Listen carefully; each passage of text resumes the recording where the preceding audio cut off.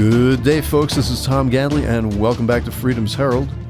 Today we'll be discussing Joe Biden's choice for Vice President Kamala Harris. So, Senator Joe Biden finally announced his vice presidential pick in Kamala Harris, one-time contender for the Democratic presidential nomination and current senator from California. Harris was a good choice for Biden at face value. However, they have displayed hostility towards each other in the past, specifically in the Democratic debates through 2019. Senator Harris was forced to end her campaign on December 3, 2019, after it became clear she would not win any of the upcoming primaries and that her campaign was quickly running out of funds. Biden likely chose Harris since her presence on the ticket would appeal to the woke leftists who are suspicious of anything too white and too male, as well as her presence satisfying a campaign promise that he had made to pick a VP who would be female. Anyone replaying a recording of that promise, made before a national TV audience, could sense, however, that Biden might have been trying to out-left Bernie Sanders. Remember?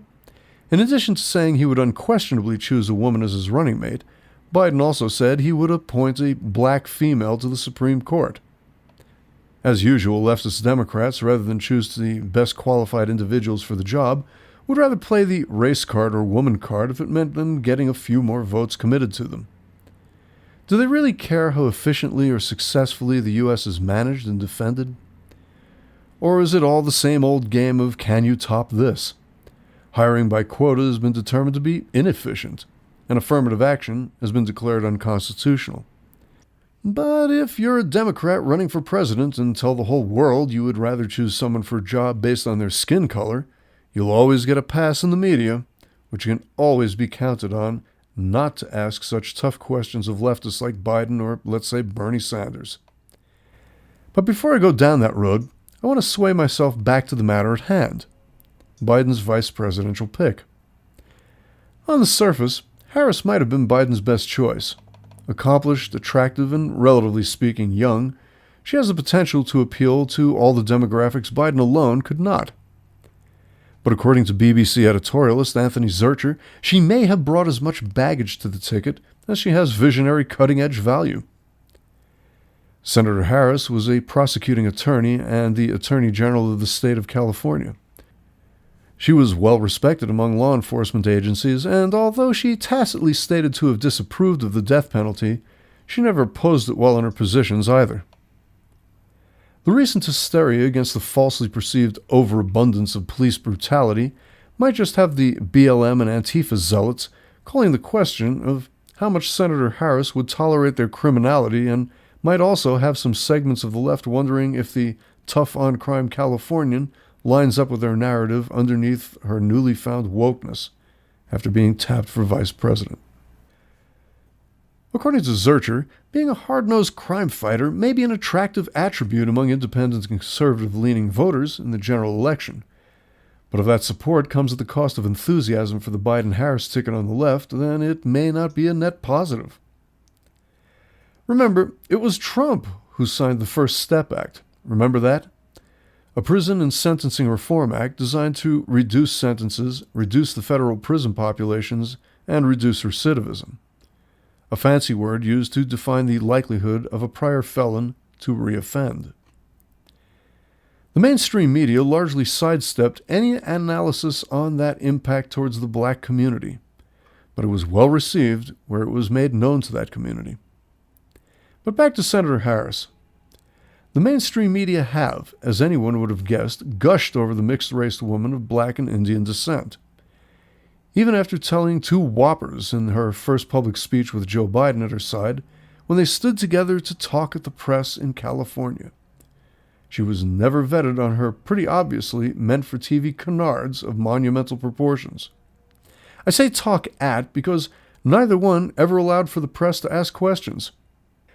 It was a one-sided, unvetted lecture to the press, and the reporters present afterwards thought nothing of both Biden's and Harris's lightning-fast exit from the stage. The press, as I and any other analyst of political media would have suspected without reservation, is giving Harris unflinching praise while claiming her as a moderate, which she clearly, based on her voting record, is not. There is no mention of any possible negatives about her in the mainstream media coverage, and already it is becoming plainly clear that she's getting an Obama-like pass on anything that might hurt her and the Democratic presidential contender, Joe Biden. Senator Harris, as a vice president, is a scary proposition, since she would only be one bad heart day for Joe Biden away from becoming president. In her first speech with Senator Biden in Delaware last week, she lied profusely, blaming President Trump for the 16 million people being out of work, despite the stellar track record the current administration has had in creating jobs and leveling the business playing field prior to the COVID-19 crisis. She wrongly blamed Trump for kids being unable to attend school this fall, even though that's a state and school district decision, not the president's. Harris also went on to dredge up the unsubstantiated, bogus claim that 20% of America goes hungry every night. Not a new stat by any means, but of course, why not seize on the opportunity to apply all that to the president as well? Anyone tracking the hunger argument for any length of time knows it's been this way since at least as long ago as Obama. But still, nothing seems to improve with it, even though plenty of money and volunteerism has been thrown at the problem. The 179,000 departed citizens from coronavirus who never got the chance to say goodbye seem to also be President Trump's fault, according to Harris. But the flagrant lie she told was obvious to anyone with a memory. Harris said that 6 years ago, we had another health crisis in the Ebola outbreak, referring to that mostly African disease as a pandemic, citing that only 2 Americans died through that medical emergency, as if to say that Joe Biden's presence in the White House at that time somehow prevented the disease's spread. First, Ebola was never declared a pandemic, being contained in several small West African nations. None were seen in Asia, Australia, South America, etc., but according to her, it was a pandemic kept in check by determined, capable leadership under Obama. Kamala Harris, if you hadn't heard up until now, has voted with the most far-left members of the Senate on every issue. She and self-proclaimed socialist Bernie Sanders have almost identical voting records. But hers goes even further left. In her few years as senator, just like retired President Obama, who also had just 3 years in the Senate before entering the Oval Office. Of course, it's Joe Biden running for president, not Harris, but don't forget she'll only be one bad day or a skipped heartbeat away from entering the White House as its primary occupant. The redistribution of wealth, from they who have earned it to they who have not, is ever present in her ideology whenever it comes out. She's proposed a full repeal of the GOP Trump tax reform law of 2017, which boosted wages and the economy into the very days before the COVID-19 hysteria and the great toilet paper caper of 2020 hit the U.S. and indeed the rest of the world so hard.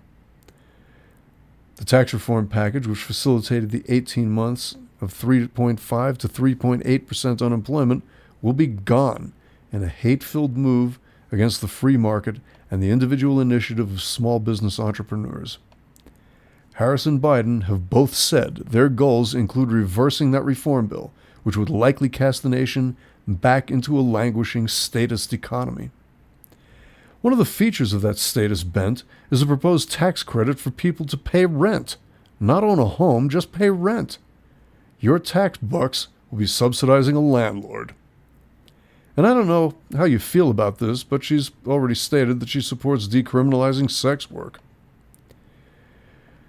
She was also the head bully at the Brett Kavanaugh hearings, remember, leading the tirades against this good man who, with fortitude and clarity of thought, defended himself against the hopeless accusations of a nervous group of senators scared that Roe v. Wade would be on life support in a few months.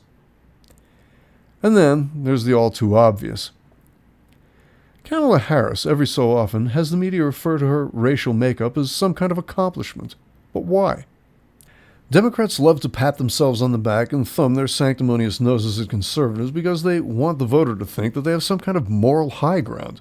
But do they really? How is a vice president, who has us regularly reminded of their blackness, but who is really of mixed race actually, that energizing, when the United States has already had a black president in the Oval Office for a full 2 terms? And there is nothing terribly historical about Kamala Harris' position as vice presidential nominee. Sarah Palin and Geraldine Ferraro beat her to the woman card on that years ago. No, the assigning of Kamala Harris as Joe Biden's running mate was the affirmation of identity politics in the leftist arena. The placement of a candidate for the purpose of a broad appeal to the electorate is tokenism. True, Kamala Harris is an experienced, articulate, attractive woman and a worthy sidekick to Joe Biden's candidacy. But the emphasis, dare we say, overemphasis on race, is just an appeal to emotional attraction. A quota system on the scale of the very small for the appeasement of others, and an image for a political ideology finally losing a base of voters they have taken for granted since the 1960s. This has been Freedom's Herald. Stay tuned for more commentary and analysis on Resilience Talk Radio and podcasts. Technical assistance has been provided by station manager Brad Neufeld. Thanks for listening. I'm Tom Gandley.